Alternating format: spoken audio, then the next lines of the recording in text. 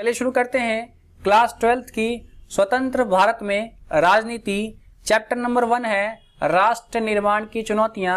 भाई ये बुक बहुत इंटरेस्टिंग है, इसमें हमारे देश के बारे में काफी कुछ जानने को है कि हमारा देश कैसे आजाद हुआ, उस समय कौन कौन सी समस्याएं हुई थी। अच्छा, देश ने कैसी कैसी स्थितियों को देखा और हमारे नेताओं ने इसका सॉल्यूशन कैसे कैसे निकाला।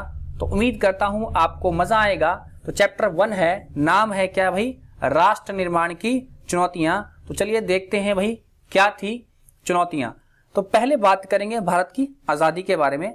अगर करें बात की भारत की आजादी के बारे में तो भाई आपको पता है हमारा प्यारा भारत कब आजाद हुआ भाई। तो हमारा प्यारा भारत 15 अगस्त 1947 की आधी रात को भारत आजाद हुआ। मतलब भाई उस टाइम 14 अगस्त रात हो रहे थे, ठीक है, रात के 12 बज गए थे, लगभग 15 अगस्त ही हो गया था। तो उसी समय हमारा देश आजाद हुआ था, तो इसको वैसे हम मानते हैं 15 अगस्त की डेट, ठीक है। तो चलिए आगे की बात करते हैं। कह रहा है इस समय जवाहरलाल नेहरू द्वारा एक भाषण दिया गया जिसे ट्रिस्ट विद डेस्टिनी यानी भाग्यवधु से चिर प्रतीक्षित भेंट कहा जाता है। अच्छा, कह रहा है भारत को सामान्य रूप से आजादी नहीं मिली भाई, बल्कि भारत को आजादी के बाद 3 अलग अलग हिस्सों में बांट दिया गया। सर 3 हिस्से कौन थे? 2 तो जानते हैं, एक भारत एक पाकिस्तान। नहीं भाई, एक तीसरा हिस्सा भी था, आइए जानते हैं इसके बारे में। कह रहा है जिसमें से पहला हिस्सा था ब्रिटिश भारत, दूसरा हिस्सा था पाकिस्तान और तीसरा हिस्सा था देसी रजवाड़े। मतलब उस समय राज्य को रजवाड़े कहा जाता था, ठीक है। चलिए आगे बात करते हैं। कारण क्या था भाई? तो इस बंटवारे की जो वजह थी ना, वो थी द्विराष्ट्रीय सिद्धांत। सर क्या है द्विराष्ट्रीय सिद्धांत? तो आइए जरा देखते हैं द्विराष्ट्रीय सिद्धांत के बारे में। अच्छा, इसको लेकर कौन आया था भाई? तो इसको मुस्लिम लीग लेकर आया था, ठीक है। अच्छा, जरा बात करते हैं क्या था।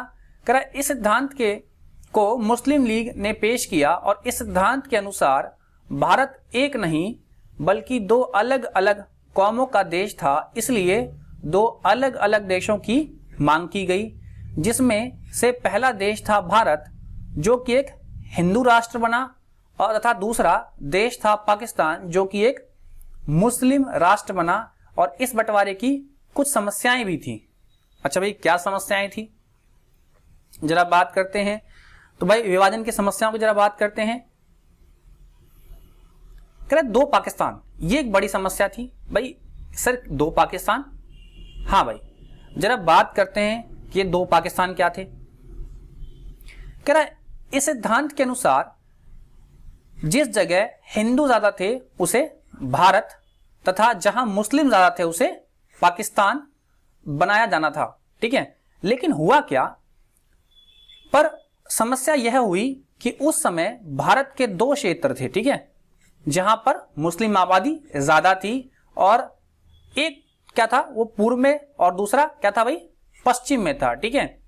इसी वजह से 2 पाकिस्तान यानी पूर्वी पाकिस्तान तथा पश्चिमी पाकिस्तान का निर्माण किया गया। देखो आप मैप में यहां पे देख पा रहे हो, यह है आपका पश्चिमी पाकिस्तान और यह है आपका पूर्वी पाकिस्तान। बाद में यही आजाद हुआ था 1971 में, और क्या बना था? बांग्लादेश। क्लियर है? कोई दिक्कत? आजादी के समय 2 पार्ट में क्या था, मुस्लिम लोग ज्यादा थे, एक था पश्चिमी भाग में, एक था पूर्वी भाग में।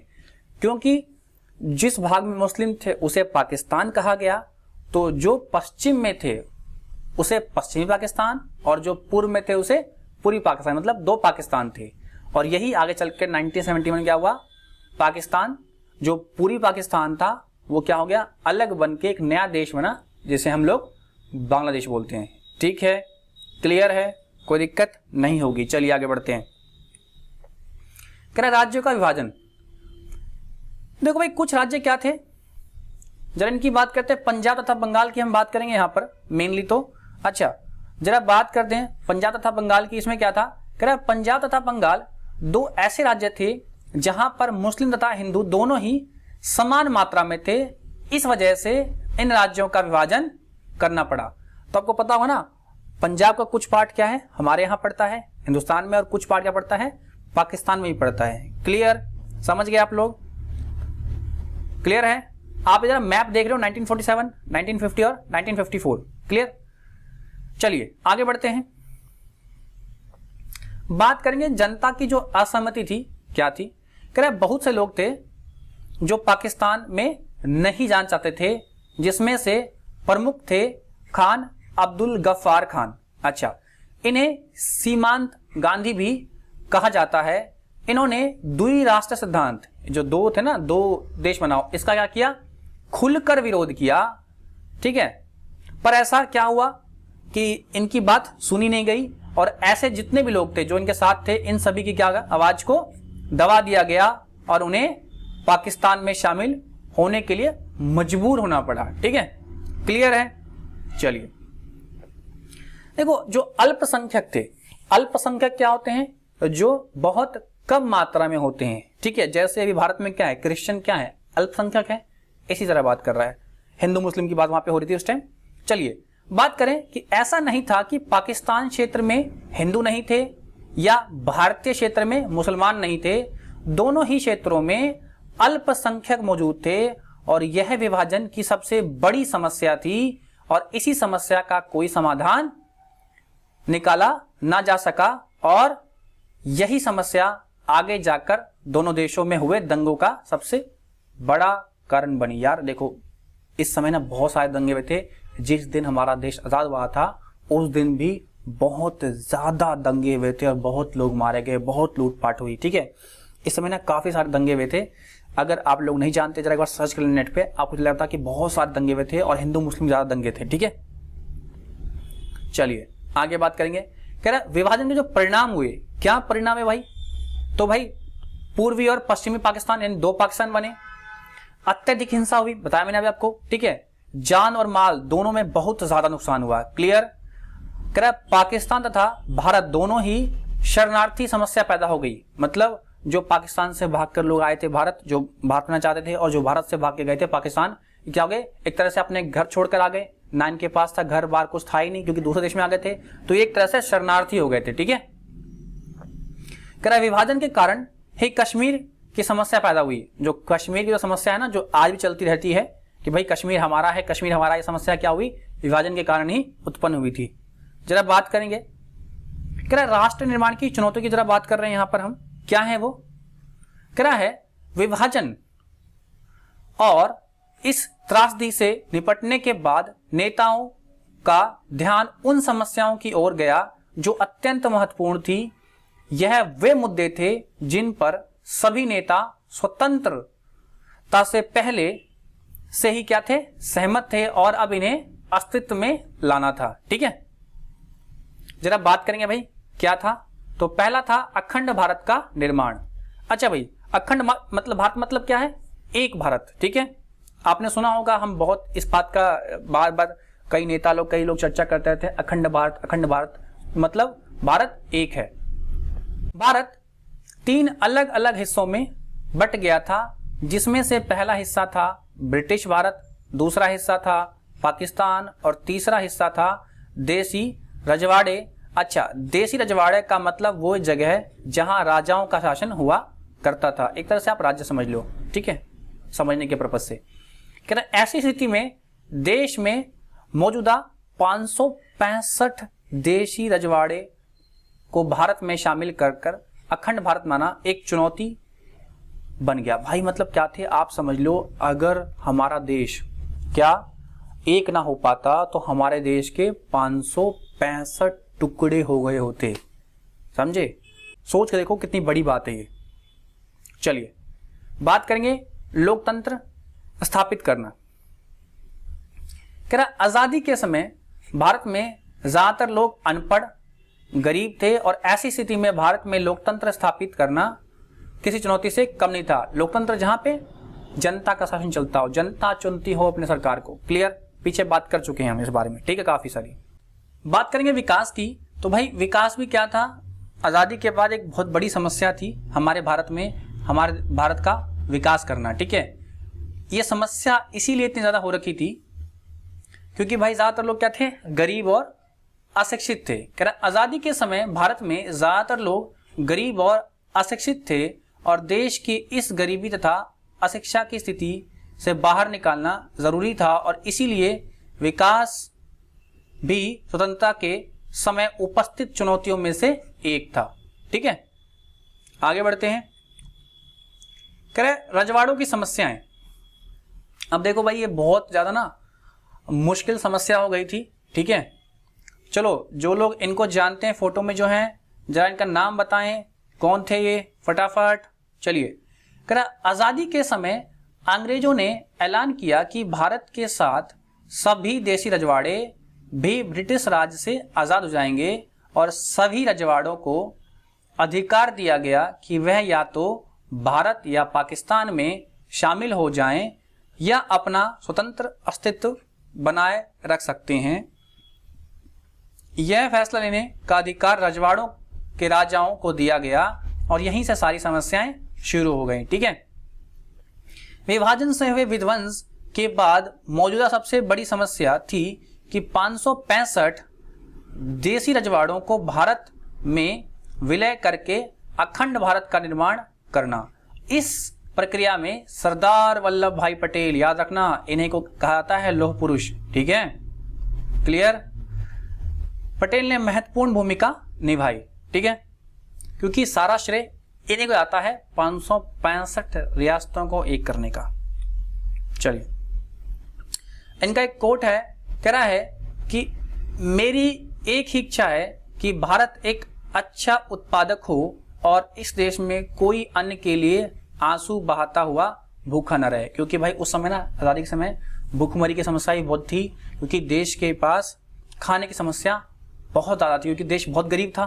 ठीक है, चलिए आगे बात करेंगे। कह रहा इंस्ट्रूमेंट ऑफ एक्शन। भाई क्या था ये इंस्ट्रूमेंट ऑफ एक्शन, जरा बात करेंगे इसके ऊपर।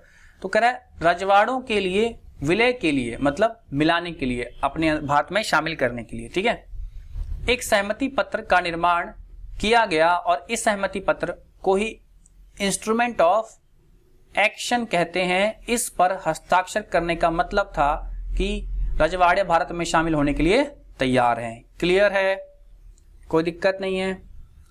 देखिए भाई, ये इनकी मूर्ति, ठीक है, क्लियर।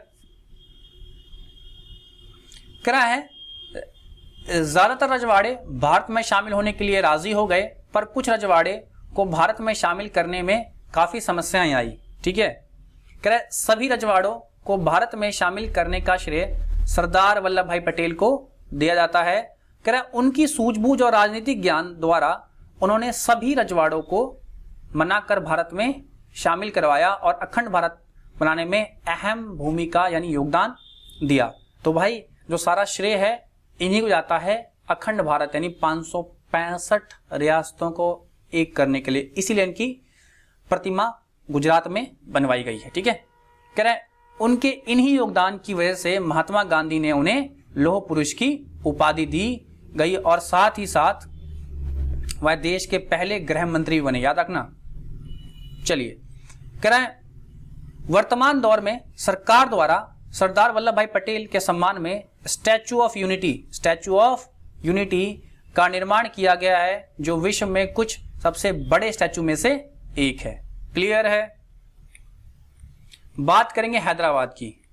तो भाई हैदराबाद में का जो शासक था निजाम, इसको पता है हैदराबाद को हमें भारत में मिलाने के लिए बहुत ज्यादा दिक्कतें हुई। ठीक है, और हमें यहां तक कि बल प्रयोग करना पड़ा हैदराबाद के खिलाफ। ठीक है, कह रहा आजादी के समय हैदराबाद भारत की सबसे बड़ी रियासत में से एक था और यह था भारत में मिलने को तैयार नहीं था। ठीक है, इसके शासक को निजाम कहा जाता था और यहाँ की जो ज्यादातर जनता थी ना वो हिंदू थी, लेकिन जो शासक था वो मुस्लिम था।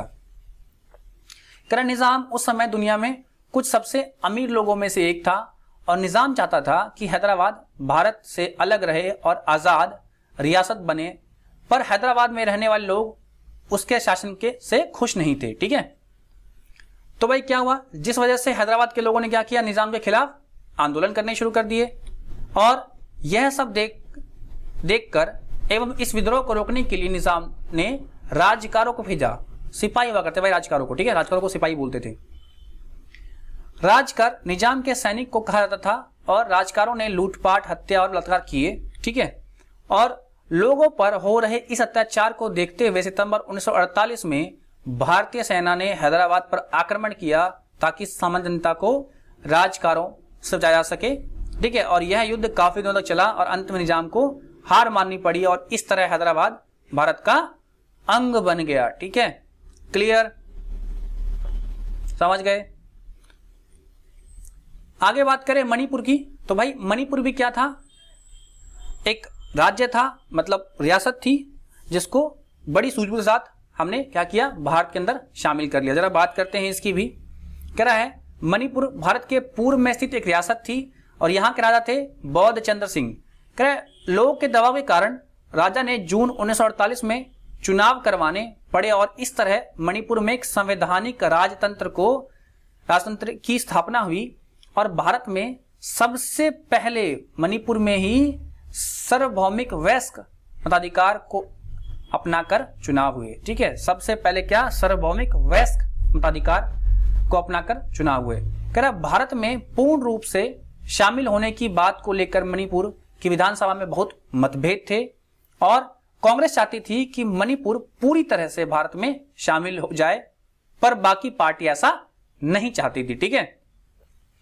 और कांग्रेस को डर भी था, भाई क्या डर था कि अगर विधानसभा में भारत से अलग रहने का प्रस्ताव पास हो जाता है तो मणिपुर भारत में शामिल करना असंभव हो जाएगा और भारत के हाथों से मणिपुर निकल जाएगा। तो यहीं पर भाई दिमाग लगाया किसने, भाई सरदार वल्लभ भाई पटेल ने।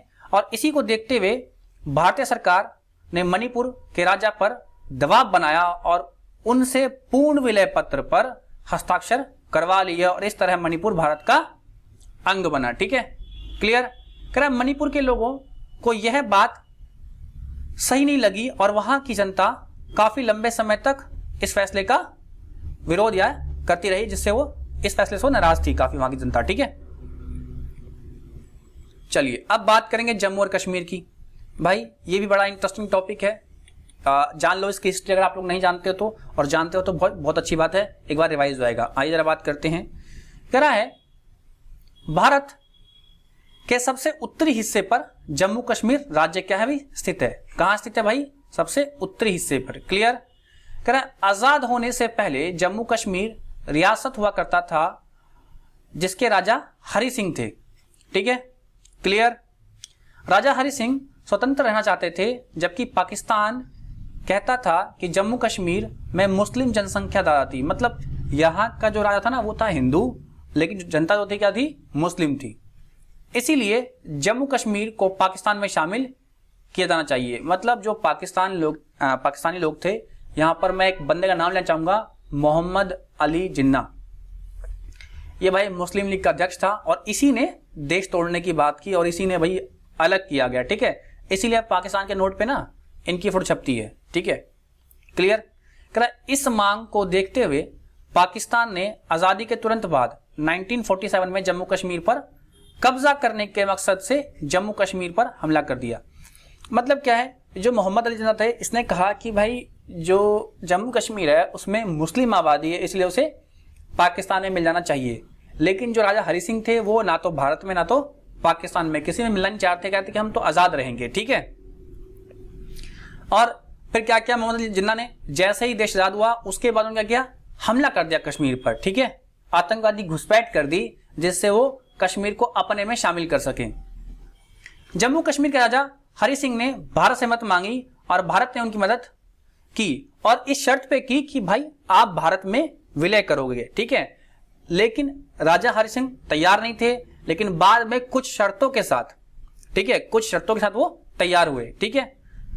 इसी दौरान जम्मू कश्मीर के राजा हरि सिंह ने भारत में विलय पत्र पर यानी इंस्ट्रूमेंट ऑफ एक्सप्रेशन पर हस्ताक्षर किए और आधिकारिक तौर पर जम्मू कश्मीर भारत का हिस्सा बन गया। इसी दौरान यह भी कहा गया कि जब स्थिति सामान्य हो जाएगी तो वहां पर क्या है, जनमत संग्रह कराया जाएगा और वहां के लोग किस देश में शामिल होना चाहते हैं, ठीक है। 1947 में युद्ध के दौरान पाकिस्तान ने जम्मू कश्मीर के कुछ हिस्सों पर क्या किया, कब्जा कर लिया। मतलब इन्होंने क्या किया था, पाकिस्तान ने हमला किया था जम्मू कश्मीर पर और कुछ पार्ट उसका कब्जा लिया, ठीक है। जिसे पाकिस्तान क्या बोलता है, आजाद कश्मीर बोलता है और भारत उसे बोलते हैं पीओके, पाकिस्तान ऑक्यूपाइड कश्मीर, ठीक है। पर यह जनमत संग्रह आज तक नहीं कराया गया और जम्मू कश्मीर को धारा 370 के तहत विशेष अधिकार, क्या भाई, धारा 370 के तहत विशेष अधिकार दिए गए। और इसी की बात राजा हरि सिंह ने पहले की थी। क्या था इसके अंदर भाई, कुछ स्पेशल अधिकार थे कि भाई इनका अपना झंडा होगा, इनका अपना संविधान होगा, इस तरह के कुछ स्पेशल प्रोविजन यानी प्रावधान इनके लिए किए गए थे। ठीक है, बात करें वर्तमान में क्या चल रहा है भाई यहाँ पे, 2019 में सरकार ने 370 को रद्द कर दिया और जम्मू कश्मीर का विशेष दर्जा समाप्त कर दिया और वर्तमान में जम्मू कश्मीर को बांट दिया। और क्या किया, बांट दिया दो केंद्र शासित प्रदेश में। ठीक है, पहला है जम्मू कश्मीर और दूसरा है लद्दाख। ठीक है, क्लियर, ये दोनों केंद्र शासित प्रदेश हैं, याद रखना। क्लियर है, आगे बढ़ते हैं। बात करेंगे कि राज्यों का जो पुनर्गठन है, ठीक है, इसमें भाई कौन कौन सी समस्या आई और कैसे कैसे हुआ, जरा देखते हैं। 5 पॉइंट्स हैं, इनको जरा देखते हैं। कह रहा है रियासतों के विलय के बाद मौजूदा सबसे बड़ी समस्या थी कि किस तरह से देश में राज्यों की सीमाओं को निर्धारित किया जाए।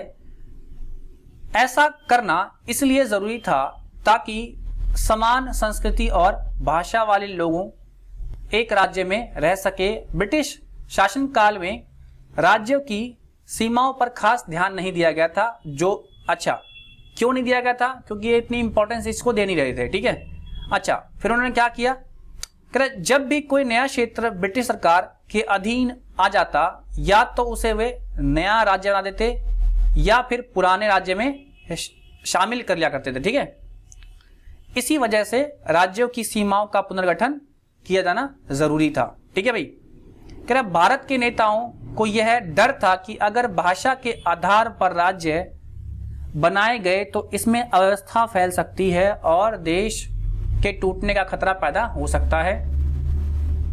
इसी के साथ ऐसा करके सरकार का ध्यान अन्य मुद्दों से भटक सकता है। ठीक है, ये सारी बातें, समस्याएं हमारे पास आ रही थी राज्य के पुनर्गठन में। क्लियर, बात करें कि भाई राज्यों का जो पुनर्गठन था, लेकर ना कई सारे आंदोलन भी हुए। देखते जरा वन बाय वन। कह रहे देश में राज्यों के पुनर्गठन के मुद्दे को लेकर आंदोलन शुरू हो गए। सबसे बड़ा आंदोलन हुआ मद्रास में, जहां तेलुगु भाषा बोलने वाले लोग ने मद्रास से अलग एक तेलुगु भाषी राज्य आंध्र प्रदेश बनाने की मांग की और मद्रास में उपस्थित लगभग सभी राजनीतिक पार्टियां और नेता तेलुगु भाषी राज्य बनाने के पक्ष में थे।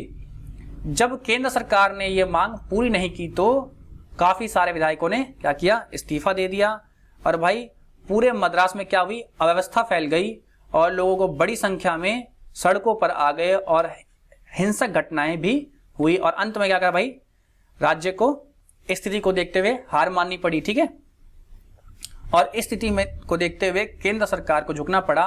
1952 के दिसंबर के प्रधानमंत्री ने आंध्र प्रदेश के नाम से एक अलग राज्य बनाने की घोषणा की। भाई क्या हुआ, 1952 में दिसंबर में प्रधानमंत्री ने क्या किया, आंध्र प्रदेश नामक एक अलग राज्य बनाने की घोषणा कर दी। ठीक है, क्लियर। अच्छा, कह रहा एक ना पुनर्गठन राज्य के लिए एक पुनर्गठन आयोग बनाया गया। अच्छा भाई क्या था ये, कह रहा देश में बढ़ती हुई अव्यवस्था को देखते हुए सरकार ने राज्यों के पुनर्गठन के लिए राज्य पुनर्गठन आयोग का निर्माण कराया। अच्छा भाई, काम क्या था इसका, बात करें इसकी बात तो कह रहा है इस आयोग का कार्य राज्य पुनर्गठन की प्रक्रिया पर विचार करना था। अच्छा, परिणाम क्या रहा, कह रहा आयोग ने भी माना कि राज्य का पुनर्गठन वहां बोली जाने वाली भाषाओं के आधार पर होना चाहिए। ठीक है, मतलब जिस तरह के लोग भाषा बोलते हैं, मतलब अलग अलग भाषाओं के लिए अलग अलग राज्य की जरूरत थी।